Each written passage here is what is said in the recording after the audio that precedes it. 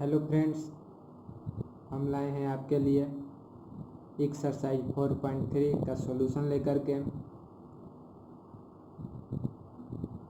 Exercise को शुरू करने से पहले थोड़ी बातें जानना ज़रूरी है, जैसे कि क्वाड्रेटिक इक्वेशन को सॉल्व करने के लिए आप कुछ विधियों के बारे में जानते हैं, जैसे कि फैक्टराइजेशन मेथड, गुणनखंड विधि, कंप्लीट स्क्वायरिंग मेथड, पूर्ण वर्ग बनाने की विधि और द्विघात सूत्र से क्वाड्रेटिक फार्मूला। अब इसमें हम लोग एक चीज़ जानते हैं कि नेचर ऑफ रूट्स क्या होता है।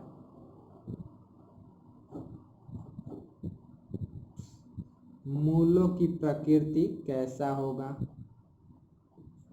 कंसिस्टेंट करेगा नहीं करेगा, इस तरीके से हम लोग बताएंगे कि किसी भी इक्वेशन का जो वैल्यू होता है मूल अल्फा और बीटा, वो वैल्यूएबल रहेगा कि नहीं रहेगा।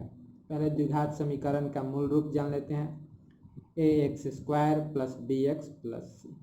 अब मूलों की प्रकृति निकालने के लिए सबसे पहले एक चीज़ जानना बेहद ही जरूरी है, जो होता है डिस्क्रिमिनेंट, जिसको विवेचक या विभक्तर कहते हैं। इसको d से डिनोट करते हैं और ये d के लिए फार्मूला होता है, b² -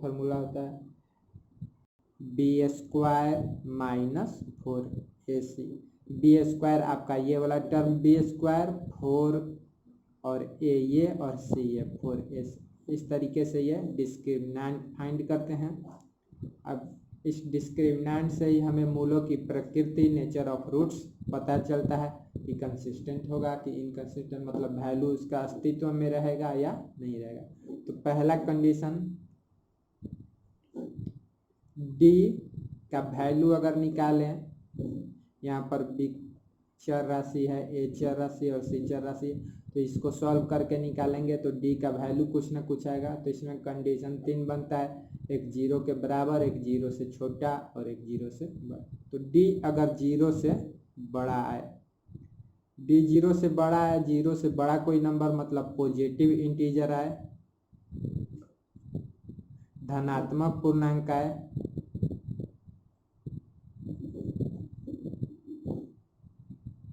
तब मूलों की जो प्रकृति होगी वो वास्तविक होगी। वास्तविक कहने का मतलब कि वास्तविक नंबर, वास्तविक संख्याएं तथा भिन्न होगी।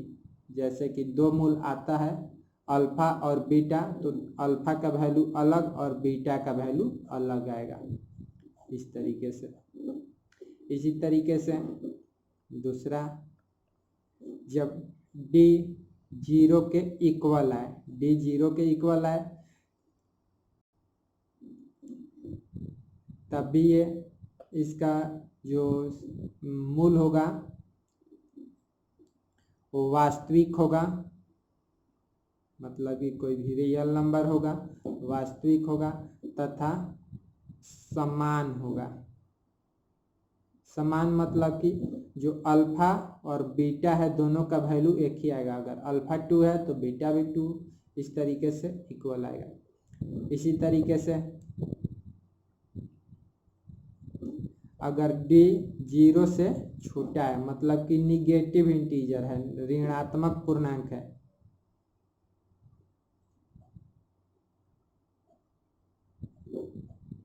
तब अवास्तविक मूल होगा, मतलब कि इमेजिनरी नंबर, काल्पनिक संख्या। तो इसलिए यहाँ पर मतलब जैसे कि अभी काल्पनिक नंबर हम लोग को आगे की क्लास में पढ़ना है, इसलिए अगर d 0 से छोटा आता है तो यहाँ पर लिख देंगे कि मूलों का अस्तित्व नहीं होगा। और इसका सॉल्यूशन बस यहीं तक रहता है, मूलों का अस्तित्व नहीं होगा तक, इससे आगे कुछ नहीं।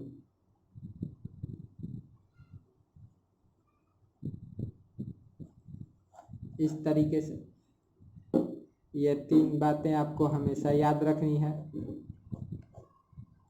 इससे ऑब्जेक्टिव में भी प्रश्न पूछा जा सकता है। और अब एग्ज़ाम के पैटर्न में ऑब्जेक्टिव क्वेश्चन ज़्यादा रहता है, इसलिए आप छोटी छोटी बातों को हमेशा ध्यान में रखिए ताकि आपका ऑब्जेक्टिव नंबर न कटे।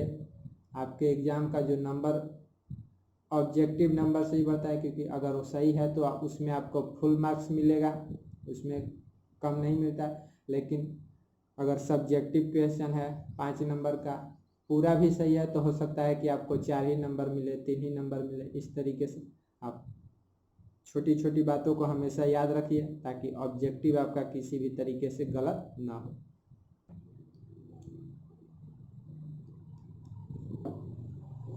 फैक्टराइजेशन मेथड, गुणनखंड विधि आप लोग सीख चुके हैं। अब सीखेंगे कंप्लीट स्क्वायरिंग मेथड, पूर्ण वर्ग बना करके। तो ये पूर्ण वर्ग बना करके कैसे करते हैं, तो पहले देख लीजिए। इक्वेशन इस तरीके का रहेगा, ax² plus bx plus c equal to 0।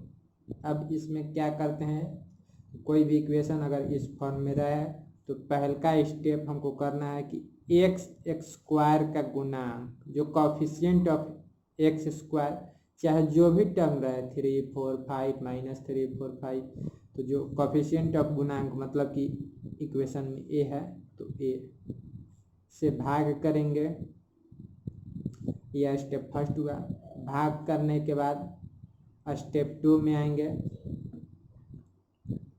अचर राशि कांस्टेंट टर्म c वाला, जो कांस्टेंट टर्म होगा उसको इक्वल के एक साइड रखेंगे, बाकी चर दोनों राशि को इक्वल के एक साइड रखेंगे।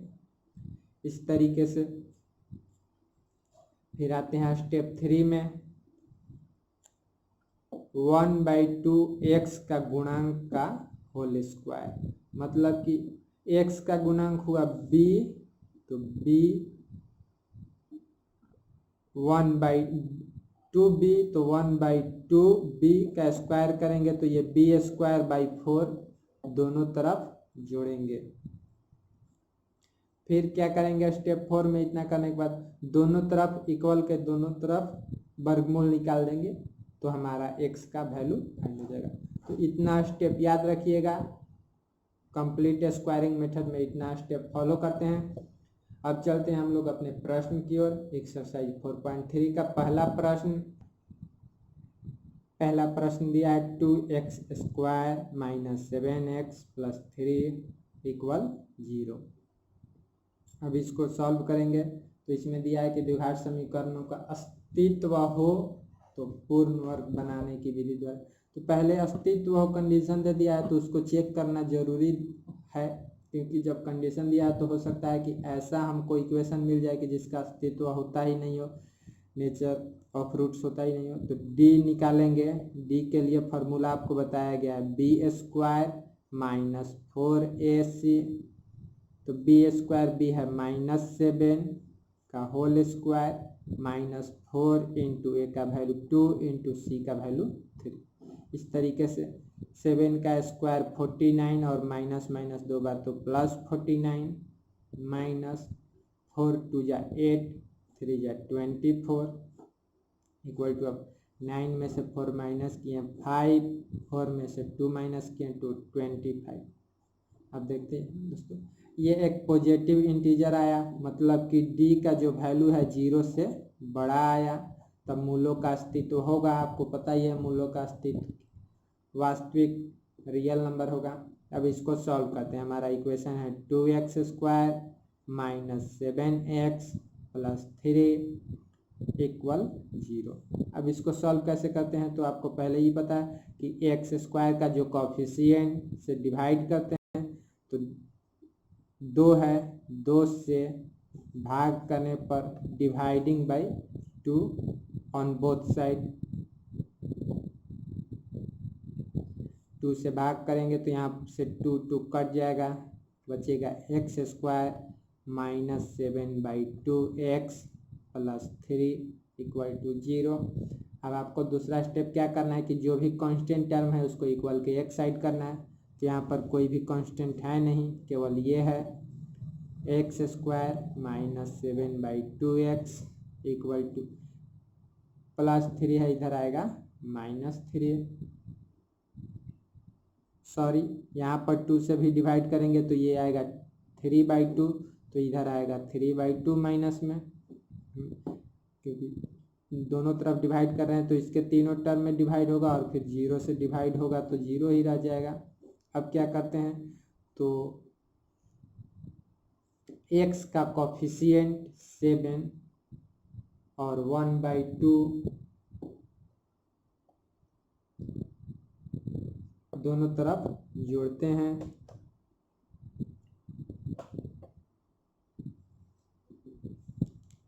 तो x² माइनस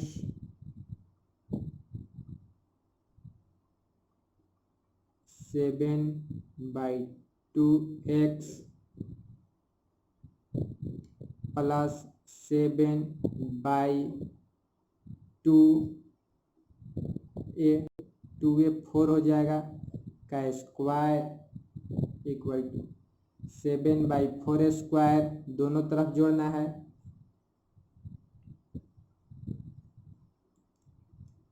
-3/2, ये 3/2 आपका आ गया। अब आते हैं x² माइनस, देखिए इसको ऐसा सजाते हैं 2 × 7/4, ये 2 से 2 टाइम्स में कट करके 7/2 आ जाएगा इंटू x प्लस 7/4 का होल स्क्वायर इक्वल टू, इसको तोड़ देंगे 49/16 -3/2। अब तोड़ते हैं, देखिए ये a² ये प्लस b² -2 × a × b वाला फॉर्म पर ये आ गया है और वैल्यू में कोई अंतर ही नहीं है, तो इसको हम a² - 2ab प्लस b² के फॉर्म में सजाएंगे तो ये आएगा x - 7/4 का होल स्क्वायर इक्वल टू, अब इधर एलसीएम ले लेते हैं 16, तो ये होगा 49 माइनस ये 8 टाइम्स में डिवाइड होगा और मल्टीप्लाई करेंगे 3 में तो आएगा 24। अब x - 7/4 का होल स्क्वायर इक्वल टू, इसको घटा देंगे तो ये आएगा 25/16। अब देखते हैं यहाँ पर लास्ट स्टेप क्या करेंगे, दोनों तरफ वर्गमूल निकालेंगे, या इस तरीके से भी आप देख सकते हैं कि ये स्क्वायर है, इधर आएगा स्क्वायर रूट में, तो x - 7/4 इक्वल टू 25/16, ये स्क्वायर रूट में आएगा तो प्लस और माइनस दोनों साइन के साथ आएगा, x - 7/4 equal two plus minus इसका स्क्वायर रूट करेंगे तो 25 का स्क्वायर रूट 5 बटा में 16 का स्क्वायर रूट 4। अब एक बार प्लस 5/4 लेंगे और एक बार -5/4, तो x - 7/4 इक्वल टू 5/4 सॉल्व करते हैं, x इक्वल टू ये 5/4 -7/4 है, इधर आएगा +7/4 इक्वल टू, इसको ऐड कर देंगे तो ये 4, तो LCM 5 + 7 equal to 12/4 equal to 3, एक ये आ गया आपका। अब एक बार -5/4 लेंगे,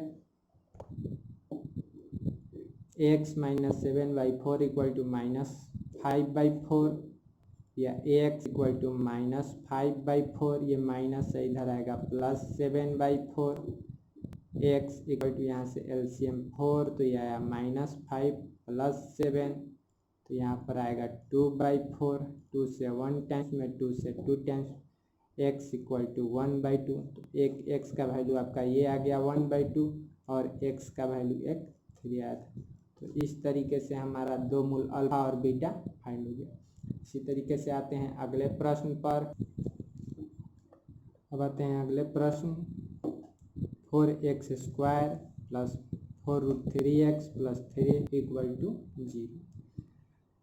इसको चेक करेंगे, d equal to b² minus 4ac पर, तो ये b² 4√3 का होल स्क्वायर माइनस 4 इंटू ए का वैल्यू 4 इंटू का वैल्यू 3, 4 का स्क्वायर 16 और √3 का स्क्वायर 3, तो 48 माइनस ये 4 4 16 और 3 48 इक्वल टू, तो यहाँ पर भी अस्तित्व होंगे मूल के, तो अब बनाएंगे 4x² plus 4√3x plus 3 equal to 0। अब पहला स्टेप आपको बताया गया है कि x² का जो कोएफिशिएंट होगा 4 से भाग करने पर तो आएगा आपका x² प्लस यहाँ पर 4 से डिवाइड होगा तो ये बचेगा √3x प्लस 3/4 इक्वल टू 0। 0 में 4 से डिवाइड करेंगे तो 0 ही रहेगा। सेकेंड स्टेप, कांस्टेंट टर्म को दूसरे side x² plus √3x equal to minus 3/4। अब 1/2 इंटू b का कोफिशिएंट √3, तो 1/2 इंटू √3 का होल स्क्वायर दोनों तरफ जोड़ने पर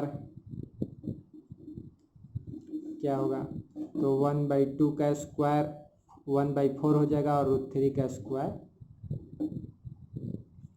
x² plus √3x plus 1/2 into √3 का स्क्वायर, इधर भी ऐड कर दिए और इधर भी माइनस 3/4 प्लस 1/2 3 का होल स्क्वायर, दोनों तरफ ऐड कर दिए।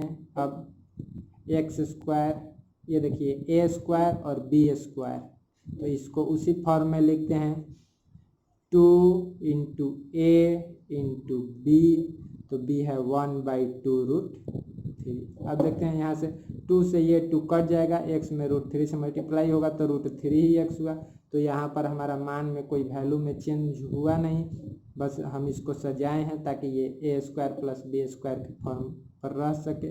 1/2 √3 का होल स्क्वायर इक्वल टू ये माइनस 3/4 और ये प्लस √3 का स्क्वायर 3 और 1/2 का स्क्वायर 1/4, तो ये 3/4। अब इसको सजा देंगे x प्लस 1/2 √3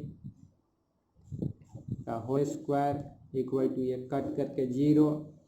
अब स्क्वायर रूट इधर आएगा, x प्लस √3/2 इक्वल टू 0 का स्क्वायर रूट 0 ही होता है, तो x इक्वल टू ये प्लस है इधर आएगा माइनस में, माइनस √3/2, तो यहाँ पर x का एक ही वैल्यू आया, मतलब कि अगर x का अगर दूसरा वैल्यू भी है तो यही होगा -3/2, तो यहाँ पर x के दोनों वैल्यू इक्वल ही आएंगे। क्यों? क्योंकि यहाँ पर आपको आया है d इक्वल टू 0 आया है, तो आपको पता ही है कि मूलों की प्रकृति कैसे होगी, तो वास्तविक और समान होगी, इसलिए यहाँ पर x का वैल्यू इक्वल आया। अब आते हैं अगले प्रश्न पर। इक्वेशन है आपका 2x² plus x plus 4 equal to 0। अब इसको सजाते हैं, पहले चेक कर लेंगे b² माइनस 4a, तो b आपका यहाँ पर कुछ नहीं है, मतलब 1 है, 1 का स्क्वायर माइनस 4 इंटू a का वैल्यू 2 इंटू c का वैल्यू 4,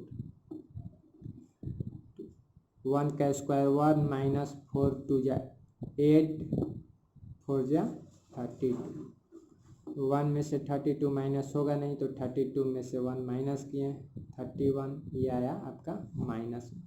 तो d क्या हुआ, 0 से छोटा आ गया, तो यहाँ पर मूलों का अस्तित्व नहीं है,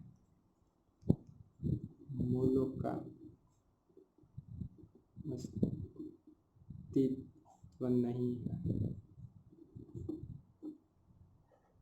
तो इस वीडियो में इतना ही, आगे के प्रश्नों का सलूशन आपको अगली वीडियो में मिलेगा।